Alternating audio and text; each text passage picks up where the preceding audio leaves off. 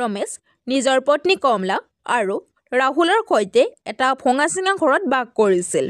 ৰমেশ আনৰ পথাৰত খেতি কৰি নিজৰ জীৱিকা অৰ্জন কৰিছিল। মা, মোৰ বহুত ভোক লাগিছে, মোক কিবা খাবলৈ দিয়া। বাবা, বৰ্তমান ঘৰত একোকে নাই। তোৰ দেউতাই বজাৰলৈ আহিয়ে আছে। আহি পোৱাৰ লগে লগে মই তোক বাৰু কিবা এটা বনাই দিম, তই অকণমান অপেক্ষা কৰ। ঠিক আছে মা। বেচেৰা ৰাহুল ভোকত কক-বকাই আছিল। ৰাহুল ঘৰৰ বাহিৰলৈ গৈ দেউতাক অহালৈকে বহুত আশাহেৰে অপেক্ষা কৰি আছিল।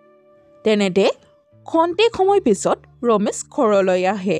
ৰমেশৰ খালী হাত দেখিবলৈ পাই ৰাহুল দুখী হৈ যায়। ৰাহুলে আশা কৰিছিল যে আজি ৰমেশে ৰাহুললৈকে কিবা খাবলৈ আনিব, কিন্তু ৰাহুলৰ আশা চেঁচা পানী পৰি গ'ল।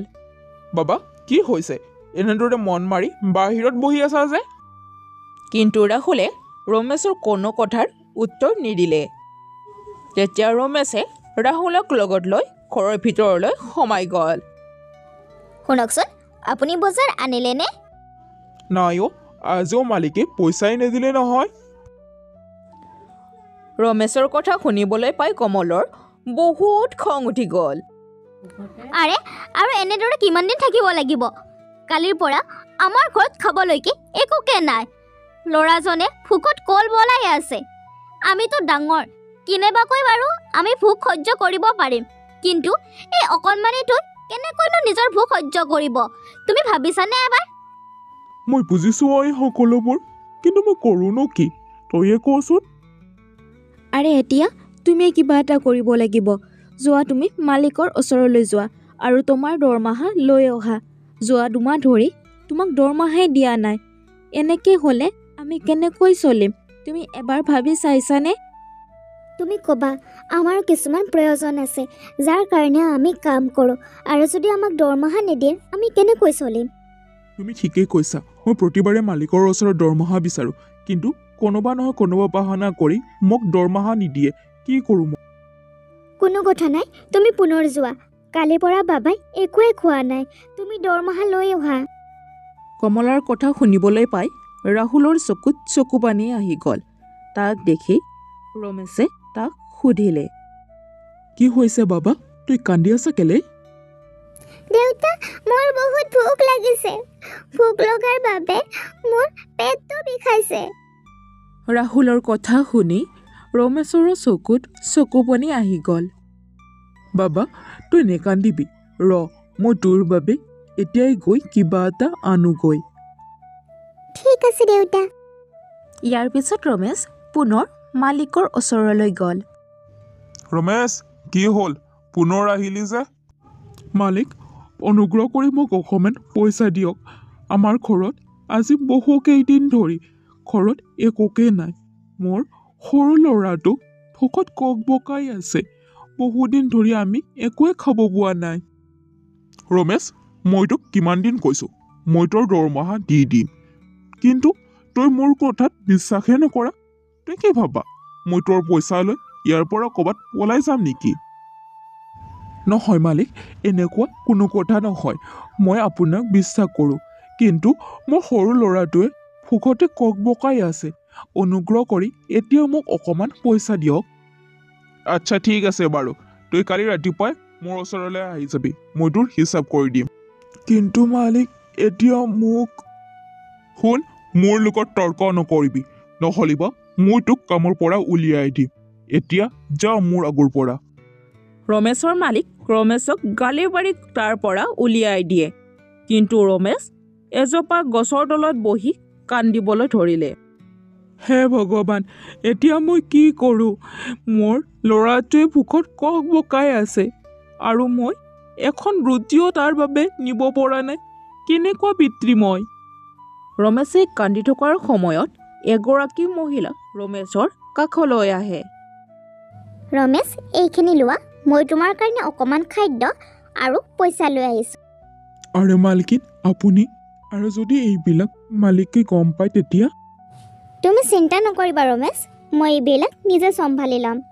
তুমি এতিয়া এইখিনি লোৱা আৰু ইয়াৰ পৰা গুচি যোৱা। মই জানো তেখেতে তোমাৰ লগত ভাল কৰা নাই, কিন্তু মই তোমাক বৰ্তমান এইখিনিয়ে সহায় কৰিব পাৰিম, মোক বেয়া নাপাবা। আপোনাক বহুত বহুত ধন্যবাদ মালকিন। আপুনি নাজানিব আপুনি মোৰ ওপৰত কিমান উপকাৰ কৰিলে। ইয়াৰ পিছত ৰমেশ খাদ্য আৰু পইচাখিনি লৈ নিজৰ ঘৰলৈ আহি গ'ল। আৰে আপুনি এইটো টিফিন ক'ৰ পৰা আনিলে? মোক মালকিনে এইটো টিফিন পেক কৰি দিছে। এনেদৰে ৰমেশে কমলক সকলোবিলাক কৈ দিলে। ভগৱানক অশেষ ধন্যবাদ, আজি কিমান দিনৰ মূৰত আমি খাবলৈ পাম। তুমি সোনকালে গৈ তাক মাতা। ৰ'বা মই তাক মাতিছোঁ। ইয়াৰ পিছত কমল ৰাহুলক লৈ ঘৰলৈ আহে আৰু তিনুৱে ভাত খায়। আঞ্জাখিনি কিন্তু বহুত ভাল লাগিছে দেউতা। ৰাহুল ভালদৰে ভাত খাই আছিল। তেতিয়া ৰমেশে হাঁহি মাৰি ক'লে, মই আগলৈকে সম্পূৰ্ণ চেষ্টা কৰিম যাতে আমি সকলোৱে খাব পাৰোঁ। ইয়াৰ পিছত আটাইয়ে শুই থাকিল। পিছদিনা ৰাতিপুৱা অইন দিনাৰ নিচিনা ৰমেশে কামলৈ বুলি ওলাই যায়। কিন্তু ৰমেশক মালিকে মাতে আৰু কয়, হয় কওকচোন। মই কালি তোক কৈছিলোঁ নহয় তোৰ হিচাপখিনি কৰি দিম বুলি। মালিকৰ কথা শুনি ৰমেশ সুখী হৈ গ'ল। তেতিয়া ৰমেশক মালিকে অকণমান পইচা দিয়ে আৰু কয়, এই ল তোৰ দৰমহা, আৰু এতিয়াৰ পৰা তই কামলৈ অহাৰ কোনো প্ৰয়োজন নাই। কিন্তু মালিক চা, তই ইয়াৰ পৰা এতিয়া মনে মনে গুচি যা। তোৰ সকলোবোৰ হিচাপ মই ভালদৰে কৰিছোঁ, কিন্তু ইয়াততো সম্পূৰ্ণ এটা মাহৰো দৰমহা নাই মালিক। মোৰতো 2 মাহৰ দৰমহা বাকী আছে। শুন, মই তোৰ দৰমহা সম্পূৰ্ণ ক্লিয়াৰ কৰি দিছোঁ, এতিয়া তই ইয়াৰ পৰা যা। ইয়াৰ পিছত ৰমেশ অতি দুখ মনেৰে ঘৰলৈ উভতি আহে। কি হ'ল, আজি বহুত সোনকাল আহিলে যে? কি জানা কমল, মোক আজি মালিকে কামৰ পৰা উলিয়াই দিছে। 2 মাহৰ দৰমহাৰ সলনি সম্পূৰ্ণ এটা মাহৰো দৰমহা দিয়া নাই। একো নহয় দিয়া, তুমি চিন্তা কৰিব নালাগে, যি হয় ভালৰ বাবে হয়। তেনেকুৱা মানুহৰ ওচৰত কাম কৰাতকৈ আমি কাম নকৰাই ভাল। কিন্তু এতিয়া কি হ'ব, মইতো কিবা এটা কৰিব লাগিব, নহ'লেবা আমি দুবেলা দুমুঠি কেনেকৈ খাম? এইবিলাক বাদ দিয়া, আমাৰ কাষৰ বিমলা খুৰীয়ে আজি অকণমান মাংস দি গৈছে। আচ্ছা, তেতিয়াহ'লে ঠিক আছে, আজি মাংস মই বনাম। ইয়াৰ পিছত ৰমেশে সকলোৰে বাবে মাংস আৰু ৰুটি বনালে।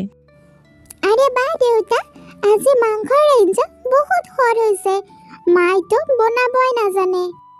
হয়নে বাৰু? তো হা, আইডিয়া। কেনেকুৱা আইডিয়া হয়নে?